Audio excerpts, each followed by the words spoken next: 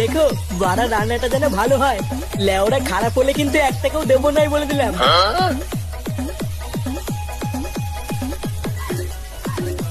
বাবু, হ্যাঁ কি হয়েছে?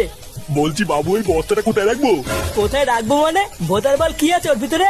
এর ভিতরে বিরিয়ানির রাইস আছে বাবু। তার চুদির ভাই বিরিয়ানি রাইস যখন আছে তখন এখানেই রাখ, আমার সেটার ভিতরে রাখবি নাকি? আচ্ছা বাবু। ভোদা যত সব বালছালকে কাজে রেখেছি একটাও কোনো কাজের না। আর ওদিকে ঢ্যামনাগুলোকে বলেছিলাম সকাল সকাল আসতে, এদিকে একটারও কোনো পাত্তাই নেই। কই গো, তাড়াতাড়ি একটু এদিকে এসো তো।